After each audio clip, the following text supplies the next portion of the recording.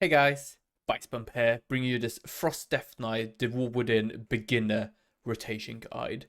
This is for all you guys out there who's just picking up the Frost Death Knight for the first time in The War Within, or potentially coming back after some time away. We will cover the core concepts of the class today, talking about both our resources, our buffs, our procs, that kind of thing. We're going to talk about our core rotation, our openers, our rotation during cooldowns when that changes, and then also cover AoE and some Mythic Plus. I don't intend this to be, 100% encompassing everything you need to know, right? This is going to be a beginner guide, so you will get 90 to 95% way there. But I will simplify some things just to make it easier to digest to start with.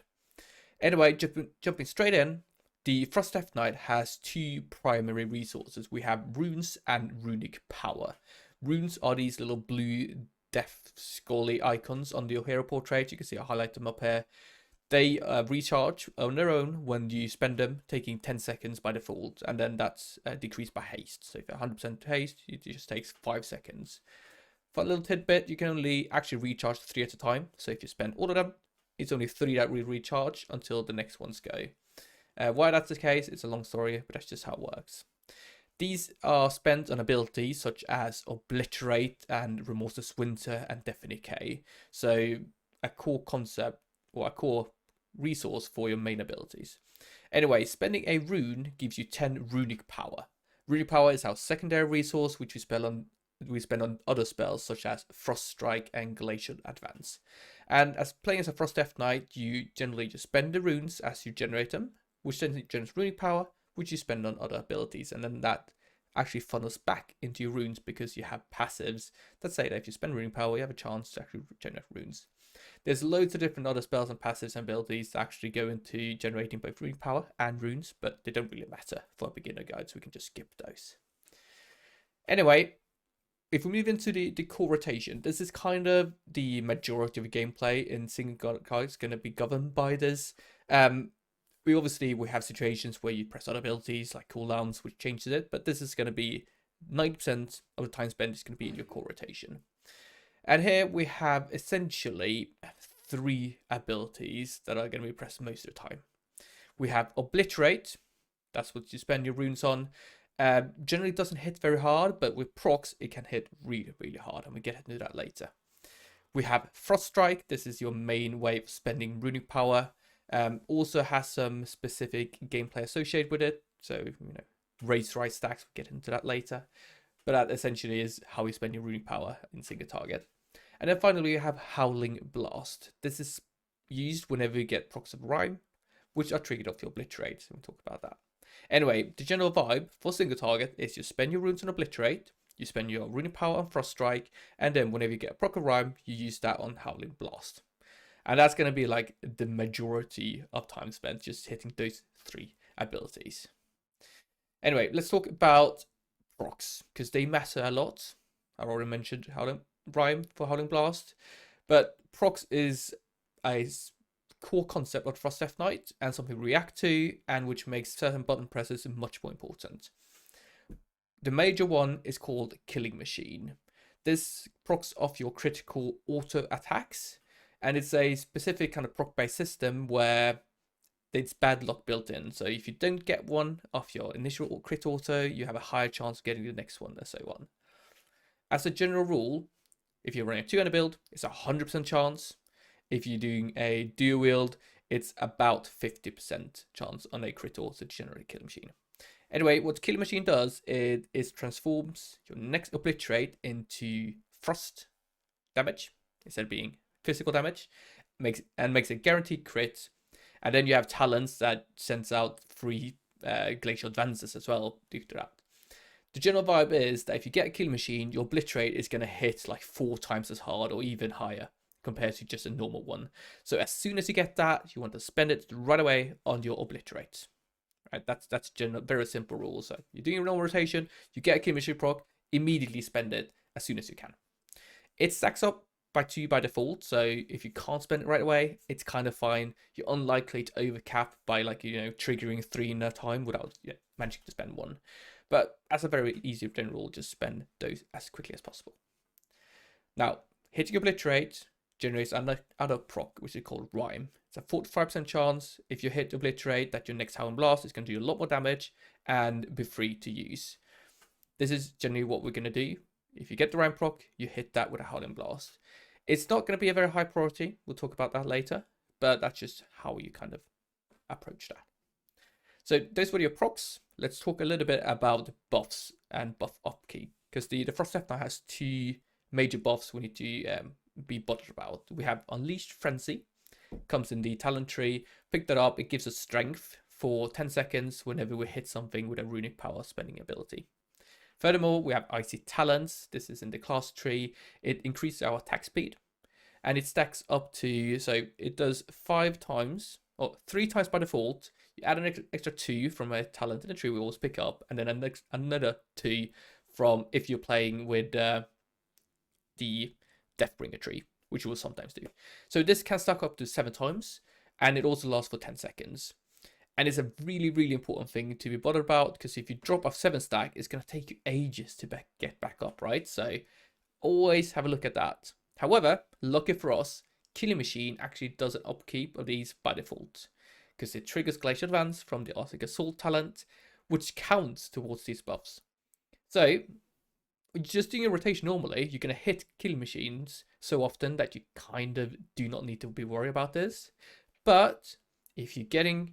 you have drought, there are no procs, you move away from the boss and you get back in, you really want to prioritize spending a runic power ability on the boss to keep this up if they're about to run out, right? So you don't have Killing Machine proc, your boss is about to run out, you really want to hit Frost Strike to make sure that that doesn't actually go away. Other than that, you don't really need to worry about buffs or tracking buffs or anything. It's just those two are the major ones, and they are by far the most important to consider. Now, let's talk about your rotation in cooldowns, because the core rotation, as I said, it's only 3 abilities, not too much to bother about. I'll add in Remorseless Winter. It's also something you should be pressing in cooldown. I'll talk about that in the cooldown section, but it's like a 20-second cooldown, so it kind of goes into the core rotation, but kind of doesn't. And now to the sponsor of this video, NordVPN.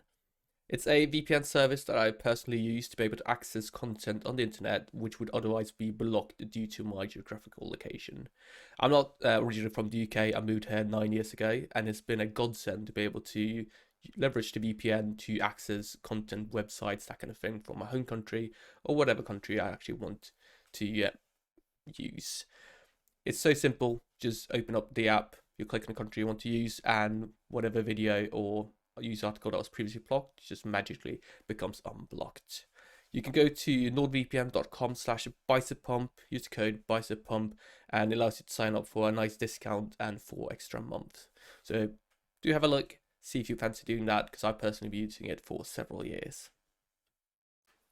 Anyway, your core cooldown windows is going to be Pillar of Frost here. We pick up a lot of talents that significantly impacts our rotation when we press this ability. It's a 45-second cooldown. It gives you strength for up to 18 seconds. It's a bit variable there. Importantly though, when it's up, you can generate Killing Machine procs manually. Normally it's just auto attacks that do that, but during Pillar of Frost, if you press Frost Strike or Glacial Advance or Howling Blast or Soul Reaper, all of those will generate manually a Killing Machine for you. And this is great because Killing Machines are really valuable. So the general idea here, once you're in your pillar window, you're going to spend every single GCD either generate the Killing Machine or spend it. It's going to be kind of like, weaving, going spend one, generate, spend one, generate, back and forth, back and forth. And then we're going to get some natural procs as well, which mean that we're also going to spend those as soon as possible. But the general rule is, you're in your pillar, what you're going to do, if you have a Killing Machine proc, spend it. If you don't, you want to generate one, you want to generate with Frost Strike or Howling Blast if you have a Rhyme proc. And the priority between those two, we're going to go into depth a little bit later, talking about that, but that's going to be the general kind of rule. I know I said Soul Reaper and Glacial Advance. So Glacial Advance is sometimes used in AoE scenarios, and then it replaces Frost Strike. Soul Reaper is an execute spell that we run It's kind of not very strong, so you can kind of opt out of it. But that will be used, but only if you have a lot of runes available. Anyway, that's your Pillar Frost winner with Obliteration. Let's talk about the other kind of rotation defining spell, which is Breath of Sindragosa. This might not be the most fun option if you just start playing, but it can also present a nice minigame for you. Essentially, you activate it, and then it's going to continuously drain your runic power until you drop low enough so you can't do anymore, and then it kind of finishes and you go back to your normal standard rotation. The goal here is to pool lots of runic power in advance, pressure Breath of Sindragosa, and then only ever spend runes and nothing on other runic power spending abilities. So you're going to be hitting lots of Obliterates, you're going to weave in your Howling Blasts when they come up for the Rhyme Procs, as we talked about previously. And then also, we're going to try and spread out our runic power generating cooldowns to keep up your breath. So we have Empower Rune Weapon, you want to use that between 10 and 15 seconds into your breath. We also have Horn of Winter that we sometimes run. You want to use that similar time, don't use it at the same time as an empowering weapon, but use it as soon as you run out of runes, you can press it without actually overcapping. And then there's lots of things about generating rune power from magic damage abilities. We have anti-magic shell. You can soak up magic damage to generate rune power. You want to leverage that and also use that in an appropriate time in your breath. So you kind of have your empowering weapon, you have Horn of Winter, you have your AMS, and you want to use those roughly even out during your breath to keep yourself healthy in rune power. We also actually combine Breath with Obliteration. Funnily enough, when Breath is active, we'll kind of ignore our usual kind of weaving gameplay. Essentially, if you get a Rhyme Proc, you're going to use that to get a free killing machine, but otherwise you're going to just keep spamming your Obliterates, and that's going to be it. Alright, next topic, let's talk about openers, because they also do matter, and it's quite nice to have something, you know, that every time you engage the boss, this is what we're going to do. So I got the opener for Obliteration builds up here. I got the opener for Breath builds over there. They're pretty similar. You can see it has some cooldowns in here, and it kind of depends on what you pick up. But for Obliteration builds, you generally want to do Abomination Limb, Monster's Winter, Chill Streak, Reaper's Mark, and then you're going to go into your pillar window with a Howling Blast. That's going to be a naked Howling Blast and not a Rhyme Proc. We do that to get our dot going, and it's also quite nice because we have lots of runes at that point, so it's a good point to use a naked Howling Blast, even though we normally don't do that in the rotation. Breath opener, it's similar. Start with Abomination Limb, go Remorseless Winter, and then we're going to stack up rune power by using Obliterate 2 times. And then before we go into a pillar window, again, we do Reaper's Mark into Breath of Sindragosa, Pillar Frost, and so on. If you choose to run Deathbringer, both of these openers are with Deathbringer, sorry. If you want to use Rider, you don't use Reaper's Mark, and instead with your pillar, you're going to use Frosting's Fury, and that's to generate the little guys that come and fight with you. Alright, so let's talk about cooldowns, and essentially how you use cooldowns. We talked about how does your rotation change during cooldowns, but we didn't talk about how to actually use them, and we have lots of them to cover. So let's start with Pillar Frost. This is your main cooldown, generally 45 seconds when you talent into it, which you pretty much always do. What you want to do is just press that as soon as it comes up every time. Very important to have good cooldown, use it as soon as possible, because it's such a short cooldown, you can easily waste like 25%, 30% of a full use by sitting on it. So just use that as soon as possible, all the time. If you're running Deathbringer, you have the Reaper's Mark ability. You want to use that before each pillar window. They have the same cooldown, 45 seconds, when you use the standard kind of talent build. So it's very easy. Reaper's Mark into pillar. You can also use Reaper's Mark early in pillar if you end up being really low on resources beforehand. But be careful there so you don't, desync them. But that's how that works. Same thing with Chill Streak. We do run that sometimes. Just hit that before your pillar, and that's going to be fine. It's going to bounce and gain the benefit of the strength buff. So that's how it works quite nicely. We have Empowering Weapon, 2-minute cooldown. With Breath, you want to use that, as I said, 10 to 15 seconds into it to help your resources and make sure you keep your breath up for as long as possible. For other builds, we want to use Breath with pillar, which means that we use it on pool, and then we wait for the 2-minute 15 seconds pillar and use it at the second time there. This is kind of like a good opportunity to use trinkets as well. So whenever you have a trinket, make sure to use that with empowering weapon, because that's when you really power up your cooldown windows. Right, Remorseless Winter, 20-second cooldown. Just press it all the time, but not in your pillar windows generally, unless you're running breath. Obliteration builds, you don't want to use Remorseless Winter in your pillar, because it's a big opportunity cost to do so. Importantly, Remorseless Winter, you can increase its duration with a talent called Gathering Storm. During blood loss, what you want to do is, use your Remorseless Winter, and then you want to prolong it so long that you can use Remorseless Winter again. This is a big DPS increase because the damage stacks up over time, and if you use the Remorseless when one is already active, it keeps the stacks. So that's something to aim for in your burst window. We have Frosting's Fury. I talked about, if you're having Rite of the Apocalypse, we want to use that at the start of our pillar to spawn the riders and just amp up our damage. If you're not using rider, you want to use it outside of pillar for obliteration builds. Like, it's not worthwhile to use up a GCD in pillar, except if you're an AoE. It deals a ton of AoE damage, so if you're on a fight, there's ads coming through, definitely use Frostrum on the ads and try to use them in a pillar as well to amp up that damage. Abomination Limb, this is used in the opener and then can just use on cooldown, but don't use it in pillar and either. Like, pillar is sacred, and you should only really use with obliteration spells that either generate or consume killing machines, right? Don't want to spend other GCDs doing stuff that, aren't as impactful. Right, so those are your cooldowns.